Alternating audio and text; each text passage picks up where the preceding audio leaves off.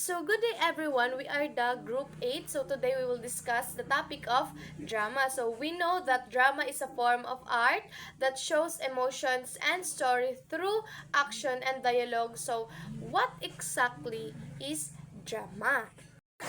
Drama is from a Greek word draw, meaning to do or to act. It's a play that is acted out, is written the scenes that is intended to be performed by the artist for an audience.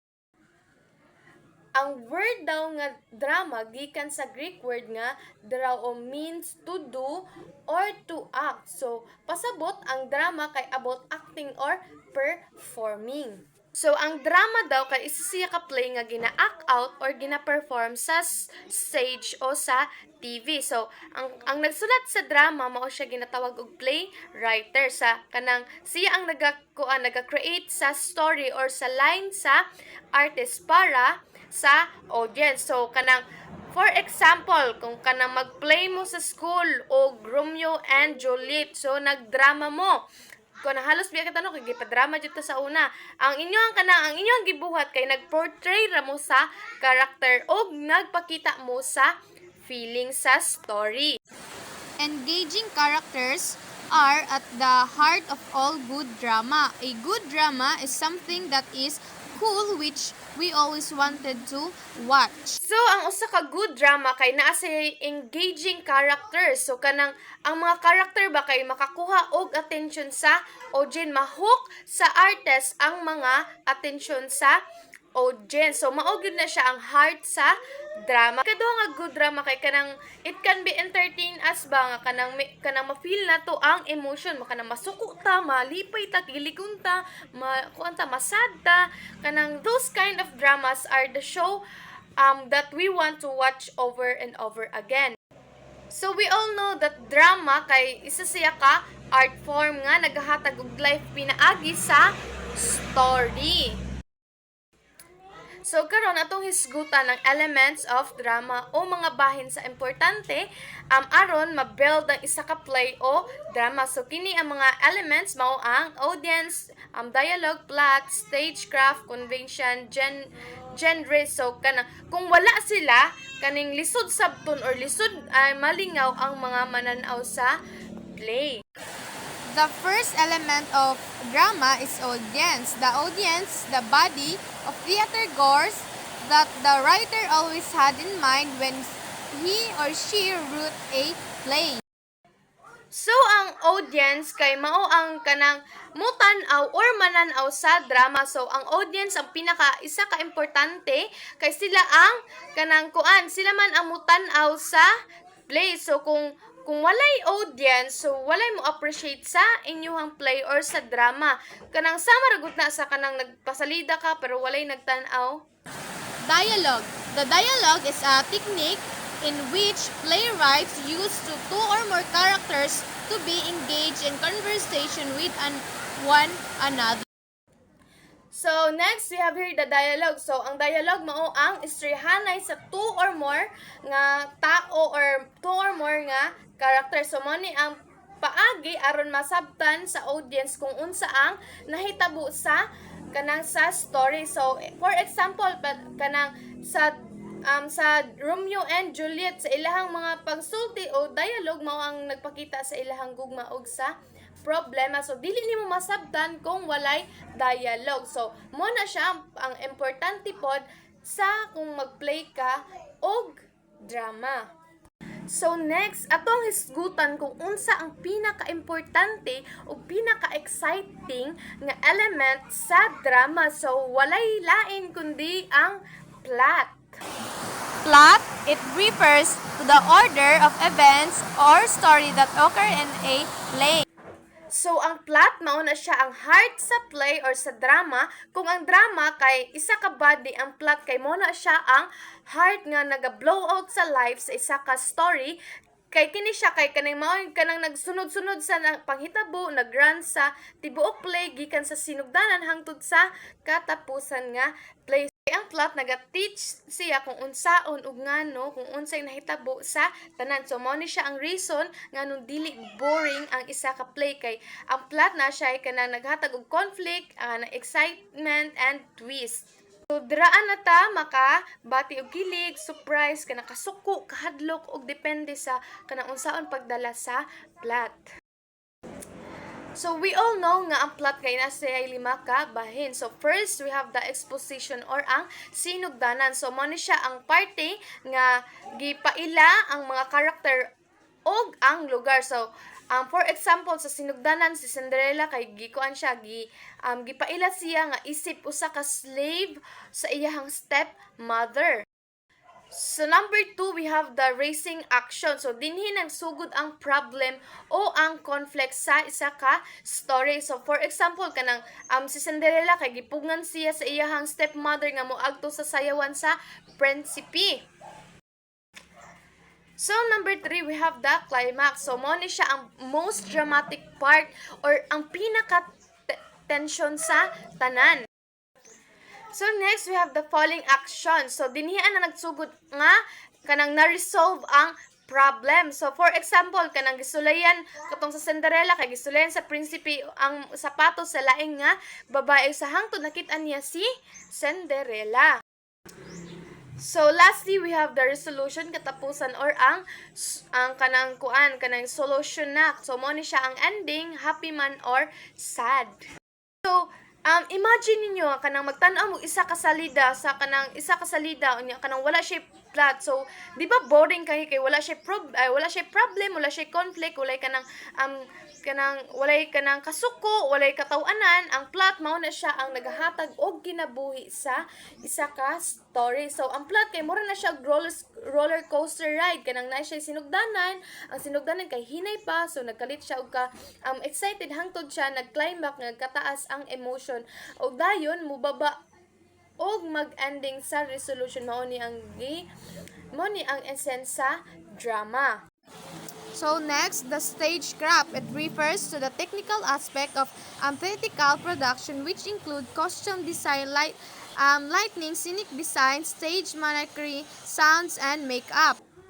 Ang stagecraft mao ni siya ang kanang technical labahin sa drama sama sa suga, sa background, sa sanina ug sa mga gamit sa stage. O kini ang kanang naga-help aron maging realistic ang inyuhang play or ang inyuhang drama. So for example, kung ang eksena kay gabi, so kinahanglan gamitan og hayag nga suga nga kanang mura og bulan aron makita sa audience nga gabi ang setting. Next, we have the convention. It refers to the technical of action established by the director to the actor to create a desired dramatic effect. So, we have here the convention. So, ang convention mao ang mga technical nga ginabuhat sa director.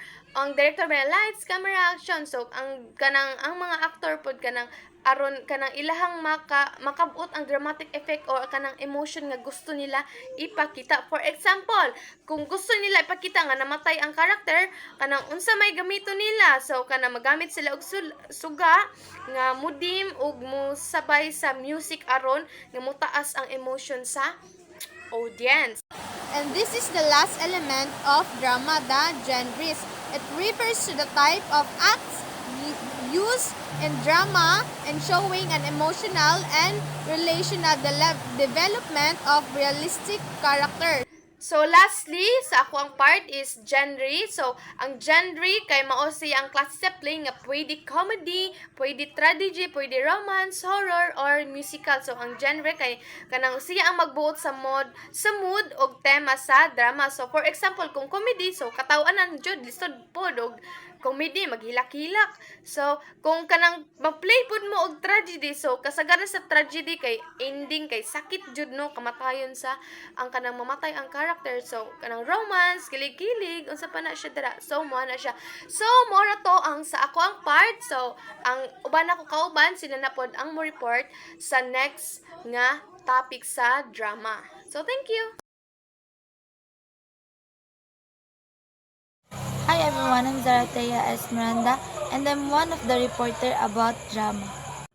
So my topic was all about the drama of historical interest. So first, ancient drama.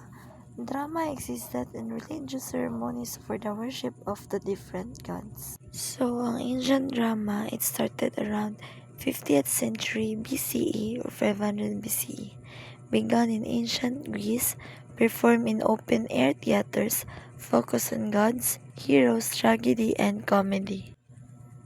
And the simple words to remember about ancient drama was connected to worship and was performed in big open theaters. And second, medieval drama. It dealt with Bible stories and allegorical mysteries. So, medieval period, it started around 5th to 50th century CE. Started in churches, place where used to teach Bible stories, later performed in town squares. So, during the Middle Ages, drama was mostly about Bible stories. It was used by the church to teach lessons and moral values. Plays included mystery and miracle plays. So, in short, the simple words about medieval drama focused on religious stories to teach people about faith. So, third, Renaissance drama. During this period, the Greek and the Roman dramatists were imitated in Italy, France, Germany, and England. So, ang Renaissance drama, it started around 14th to 17th century CE, around 1030 to 160. Time of rebirth in arts, focused on human emotions, realism, and creativity. And the famous playwright in this drama was Shakespeare. And the drama became more artistic and creative, and the writer studied Greek and Roman styles and improved them. So, in simple words, to remember about Renaissance drama became more human-centered, creative, and focused on emotional and real-life experiences. And the fourth one is modern drama. It was during the last 2 decades of the 19th century and the first half of the 20th century. The witnessed a great variety of trends in a stage play. And there is a modern drama. It is more realistic stories, focuses on everyday life, social issues, and personal struggles, uses natural acting and stage design. And sa kanilang drama, nag-shows na siya real-life situations, everyday problems, and social issues. And performances became more natural, like real conversations. So in simple words, to remember about modern drama, talks about real people, real struggles, and society. Here's the benefits of drama and the role of artists. First, it develops imagination, creativity, and flexible ways of thinking. Second, it promotes concentration, focus, and the ability to pay attention to detail. Third, it helps to master body language, blending body movement and facial expression, coupled with spoken language to convey oneself. Fourth, it helps to explore feelings, inner values, and thoughts. Fifth, it develops the ability to interact and work with others. And the last, it helps in building self-confidence and self-esteem. So, ako na siya explain in, like, diretso na siya. Overall explanation about the benefits of drama. So, ang drama helps us express ourselves, understand others, and build confidence. Hey everyone, I am Victoria D. Bilican. Today, we will tackling about type of drama. Strategy. It is a simulation of an action that is serious, complete, and absolute magnitude and a play. It usually depicts the downfall of the protagonist. DG, seryoso na siya nga type of movie. For example, tanggol, di ba? May mga action nga nagkadugo, nangahulog sila pag action nila. Kana guys mo na ang strategy. Comedy. It is a type of dramatic work that is humorous and and its tone mostly have a cheerful ending. Comedy. Kana siya nga movie guys kay kuan kanang katawanan. Ang ending sad katawanan. Naay mga ending nga katawanan. Like for example, mga movie ni Dolphy, 'di ba katawanan iyang mga movie. Problem play. It is a type of drama that deals with controversial social issue. It is realistic manner. Uri ng drama na tumutukoy sa mga kontrobersyal na isyung panlipunan. Like for example, Nora Honor. Tong movie niya nga Himala. Yang kuan dito siyang movie kay katong sana pasabot siyang movie kay tumatalakay sa pananampalataya sa kritisismo sa lipunan. Muna siya ang problem play. Farce. It is a comedy that turns around impossible and exaggerated events. Kani ang farce guys kay kuan siya, mura siya og comedian pero nagatuyok siya sa kuan imposible nga mahitabo ba. Like kuan mga cartoons like Paw Patrol. Mamutabang da ang mga iro, mag-drive din sila mga sa tuilang mga gipang sakyan. Mo na siya ang farce.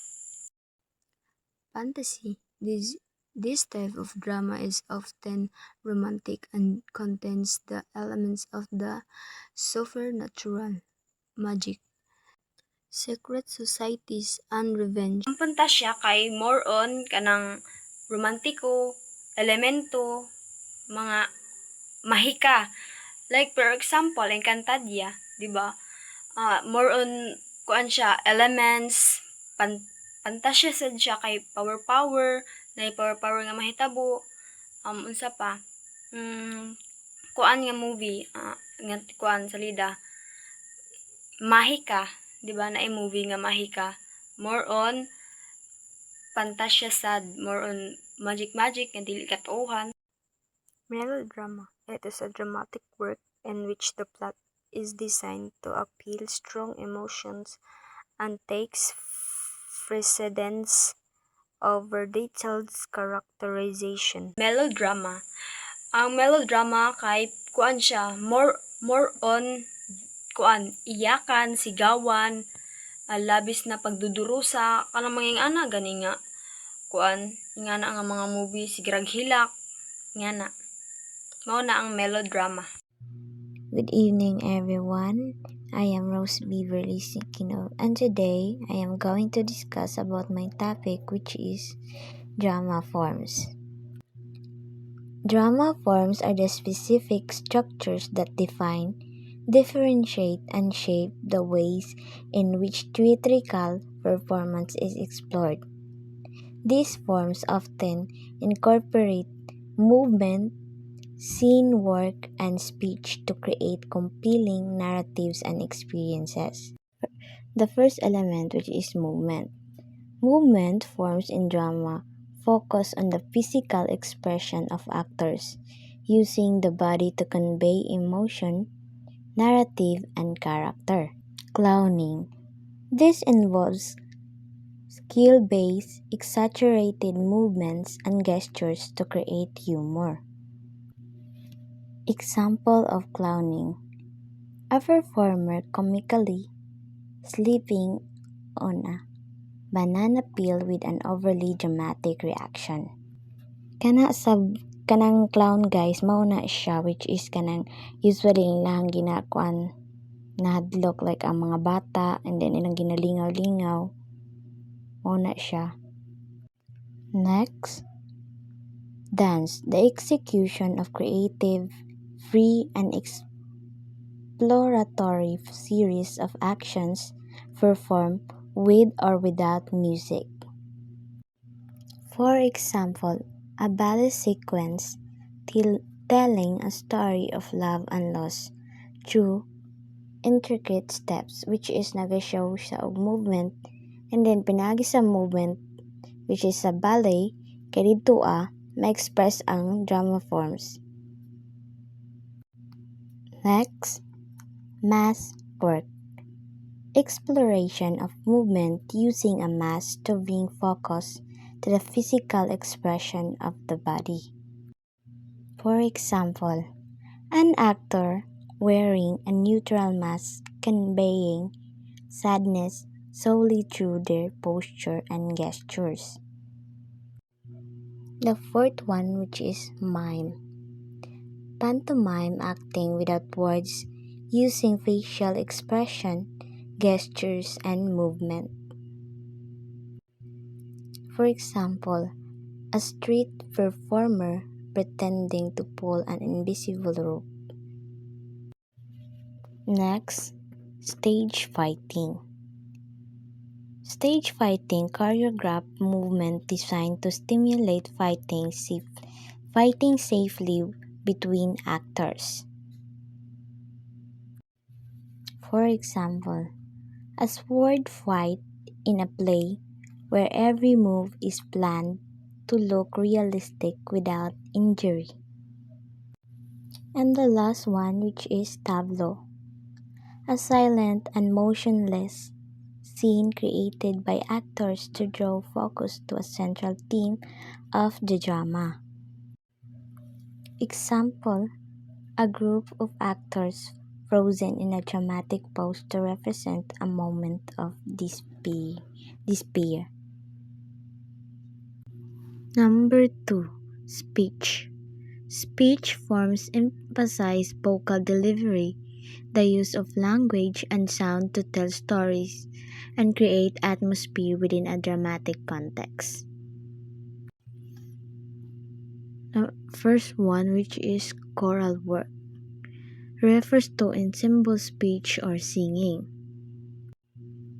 Example, a group of actors chanting lines in unison to represent a collective voice in a Greek tragedy. The second one, which is monologues, a long speech delivered by a single character.